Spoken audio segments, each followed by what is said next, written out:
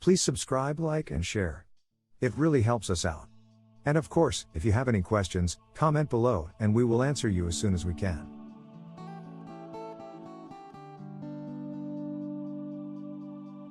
Welcome to this video in our series on A-level economics. Topics covered today are as follows. 2.5 Economic growth. If you haven't seen our previous videos, click on the card above. What are the causes of economic growth? For economic growth to occur, there needs to be an increase in the quality or quantity of one of the four factors of production: land, labor, capital, or enterprise, or these being used more efficiently. All economists agree that an increase in long-run aggregate supply will increase the potential level of output in an economy. Any factor which increases the long-run aggregate supply will also increase economic growth. Firstly, land. The discovery of new resources, for example, oil, will increase economic growth. Economists argue that developing countries tend to grow the most from exploiting new resources, whilst they do not have a significant effect in developed countries. Saudi Arabia has experienced large growth rates almost purely because of their discovery of oil, and without this it is likely they would still be developing. Secondly, labor. An increase in the quality or quantity of labor will improve economic growth. First, quantity, or the size of the workforce. Changes in the size of the workforce can come from immigration, demography, or the age profile of the country or participation rates. A change in the age profile of the population, for example, the number of people of working age will affect economic growth. The more people of working age there are, the more growth there will be. Raising the retirement age will increase the population of working age. The government can take actions such as providing free childcare to encourage mothers to go back to work, which will increase participation rates. Immigration can be vital in enabling economic growth if it provides potential workers with the skills, knowledge, and desire to work within the country. On the whole, the larger the workforce, the more goods and services that can be produced. Second, quality of the workforce. In the long run, improving the quality of labor is perhaps more important. This can be done through education.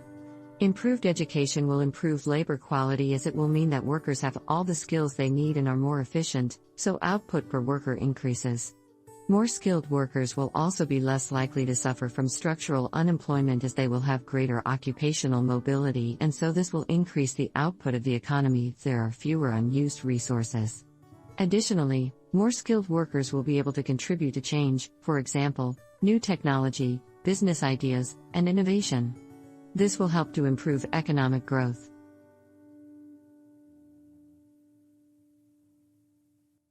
Thirdly, capital. If a country receives sustained investment, it will be able to access or develop new technology which will enable the country to improve productivity. It will also mean more machines can be bought and used, even if these are not technological advancements, so more goods can be produced. Not all investment will lead to increased GDP, because some investment is unsuccessful, whilst it is argued that other investment doesn't increase GDP because of its nature, for example, building houses. Next, enterprise. If the government offers tax benefits and grants, they will encourage the development of business, creating jobs and meaning more goods and services are produced, which will increase economic growth. If there is too much wealth distribution, for example, too high taxes and benefits, there will be little incentive to work hard, as the rich know a lot of their money will be taken away and the poor know that there is no need to work, as benefits will give them just as much money as a job on minimum wage. This lack of incentive will mean that businesses won't invest, and so there will be little to no economic growth. Also, technological progress. Improved technologies mean that the average cost of production is lower, whether this is because it is quicker to produce or less labor or equipment is needed. Also, it creates new products for the market, and this helps to increase consumption and keeps marginal propensity to consume high, as there are new things to buy. Without increased spending, there would be little economic growth. Now, efficiency. Efficiency is important in bringing about economic growth, as it means fewer resources are needed to produce each good, so more goods can be produced. One way the government can ensure efficiency is to keep up competition. It will mean producers are forced to lower prices or increase quality, so we'll have to improve efficiency to keep profits high. In order for there to be efficiency, the market mechanism must be working properly. In some countries, particularly low and middle income countries, the mechanism doesn't work properly due to a lack of protection of property rights. If the government doesn't intervene to protect property rights, then people will be unwilling to save and invest, which will prevent economic growth. Similarly, there may not be an efficient capital market, i.e. banks, so farmers will not have access to loans to expand their businesses. Countries may experience civil wars or natural disasters which will lead to negative growth as human and physical assets are destroyed. In a communist society, there is a lack of efficiency as the government is the only supplier and they are not motivated to cut costs to keep profit high. When governments intervene too much, they can cause inefficiency through government failure rather than market failure. Decisions by individuals can affect economic growth. For example, a firm's decision to increase investment can lead to growth. For this to happen, the decision must be undertaken by a number of individuals. One firm's decision to invest is unlikely to have a significant impact, unless they are a very large firm undertaking vast investment. Now let's look at the differences between actual and potential growth. The actual growth is the percentage change in GDP. It is when the economy is actually produced more goods and services. Potential growth is the change in the productive potential of the economy over time, so the long-run aggregate supply or production possibility frontier curve shifts. The productive potential is determined by the factors of production, and so potential growth means there have been resources discovered or more technology developed that will allow the economy to grow more. They have not yet produced the extra goods and services, so GDP hasn't grown. The difficulties in measuring productive potential mean changes in GDP are used as a measure of growth. The production possibility frontier shows the potential output of the economy. An outward shift of the production possibility frontier is economic growth. If the economy moves from inside the production possibility frontier to on the production possibility frontier, this would be classed as an economic recovery rather than economic growth. However, again, it is difficult to know where the production possibility frontier of an economy is, and so economists tend to treat all increases in real GDP as economic growth. International trade can also affect growth. Many economists argue that aggregate demand can affect economic growth through export-led growth, a rise in aggregate demand through increased exports. This has been effective in countries such as Germany, Japan and China, and prevents the poor balance of payments that tends to occur as a result of economic growth.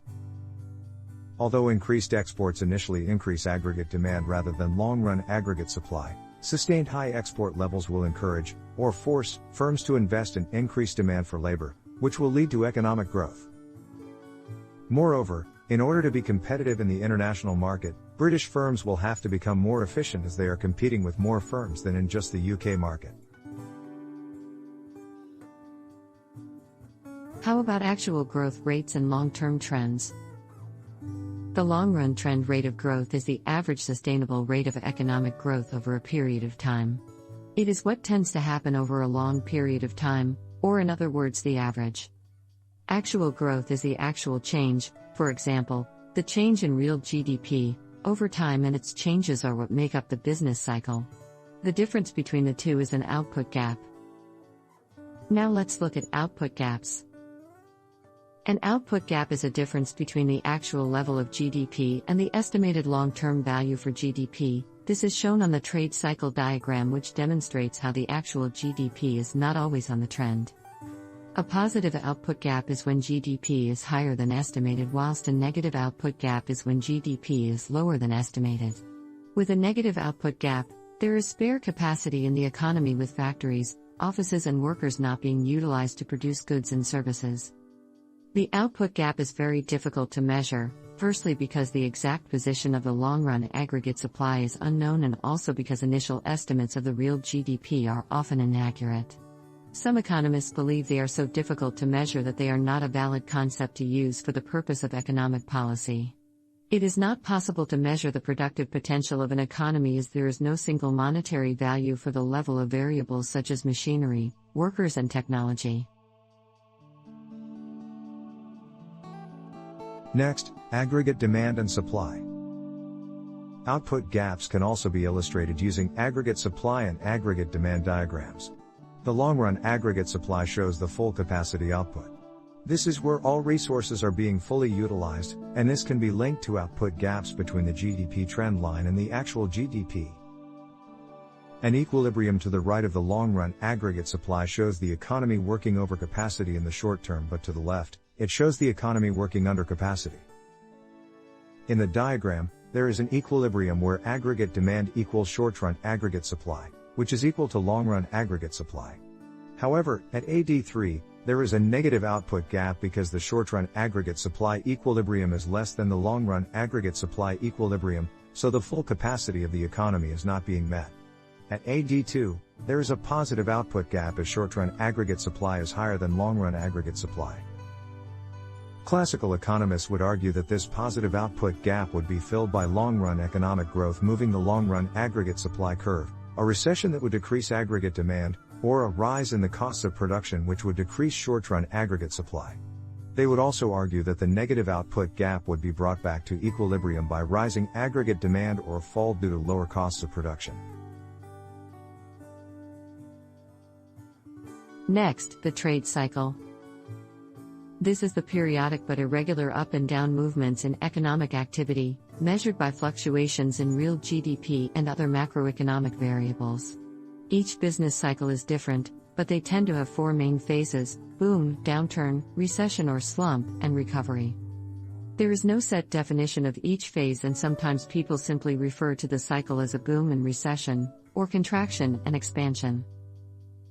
There are two main types of trade cycle. A mild trade cycle where GDP does not fall during recessions but instead doesn't grow by as much as the trend, and a more extreme one like that in the diagram. The cycle exists because of demand and supply side shocks.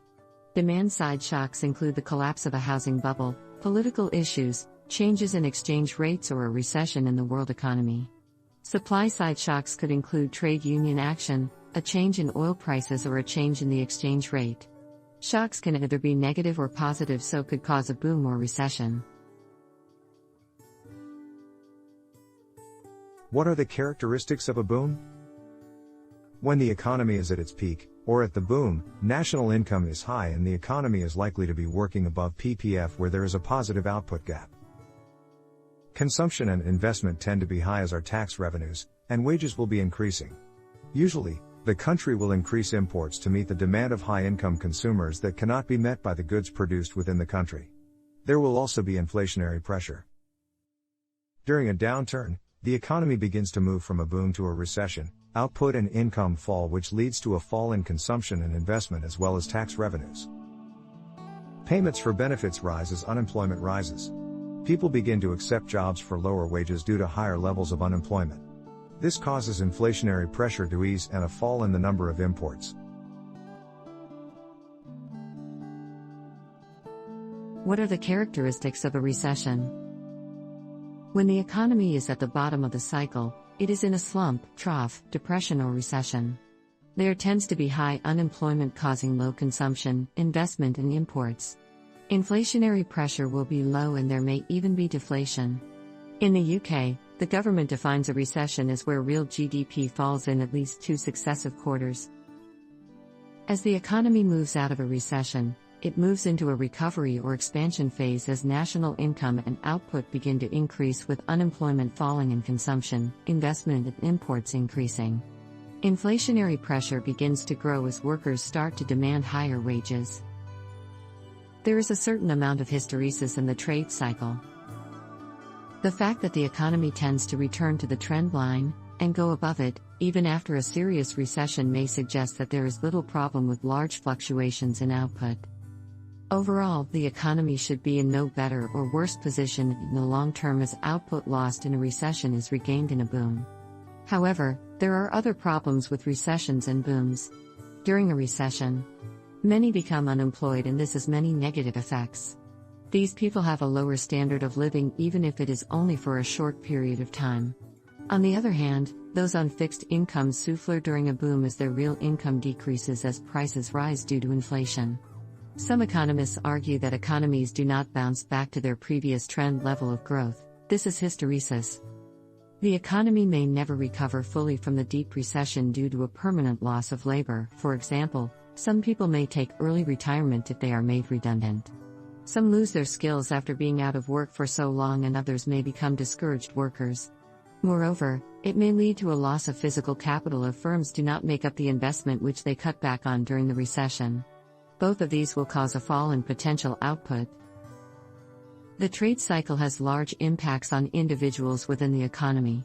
During recessions, consumers will see lower incomes and living standards, and firms will see lower revenues and profits.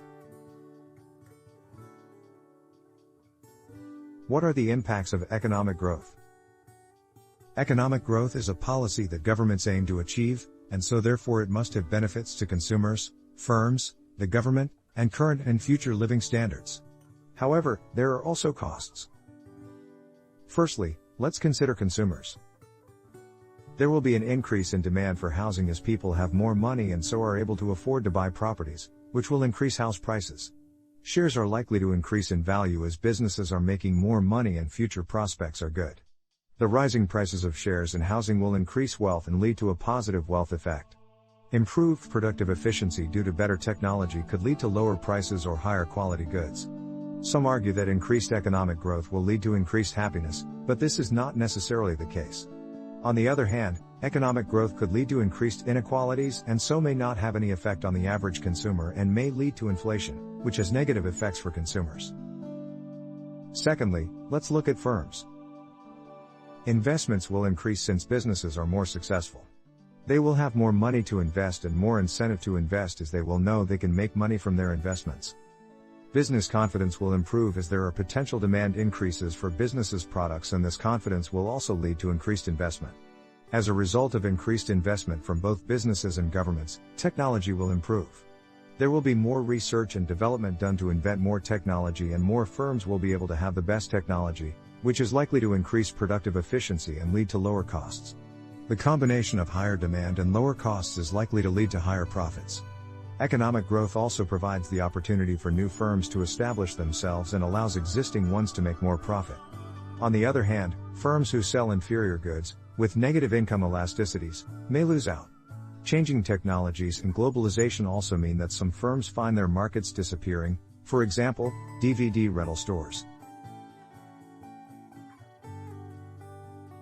Now, let's focus on the government. Tax revenues will rise as more goods and services are being bought, more income is being earned, and more profits being made. This means the government has more money to put into the NHS, education, and benefits. The quality of these systems will be improved, and this will help to improve living standards. It can help to reduce the budget deficit, perhaps even bringing about a budget surplus that would allow money to be saved for future recessions. However, economic growth tends to mean people expect more from the government. Things like better education and better roads. Lastly, current and future living standards. Economic growth will result in lower poverty levels. An increase in the production of goods and services will increase jobs, so there will be less unemployment and fewer people on benefits. Wages are also likely to increase. There will be more goods and services for people to enjoy, so the poor will be able to get the goods and services they need instead of only the rich getting what they want. Housing standards and the quality of food increases due to economic growth. Health also tends to increase. Not only does life expectancy rise, but people have a higher quality of life in their old age. Increased government spending will lead to improved living standards both now and in the future, as better educated people usually have higher living standards. Economic growth is likely to have the highest benefits in developing countries. However, there could be decreased future living standards due to exploitation of the environment. A rise in income means more people have access to electricity, and use it more freely. This causes depletion of non-renewable resources, concern about the sustainability of growth for future generations, and increased levels of pollution, waste, and congestion. On the other hand, it could be argued that people with higher incomes are able to buy cleaner fuels, and richer countries can devote resources for research and development of cleaner resources and greener, more efficient technology. Also, higher income households tend to have fewer children, which lowers the natural rate of population growth, meaning fewer resources are needed for the future. Another cause may be that economic growth may result in increased inequalities between rich and poor. The rich may be the only ones that have gained from the economic growth, and they may even lower the living standards of the poor by exploiting the poor. Growth pessimists are those who question the long-term sustainability of growth. Renewable resources will be depleted due to the concept of the tragedy of the commons. If something is public, no one looks after it, and so the quality decreases. For example, the destruction of rainforests. The growth contributes to growing environmental threats due to increased waste from production and consumption, overpopulation putting increased pressure on scarce land. There is increased pollution and species extinction. Economic growth has microeconomic consequences through the impact on consumers, workers, and firms. It can also lead to increases in efficiency. Thank you for watching our video. Please like, subscribe and share. And comment below so we can clarify things for you.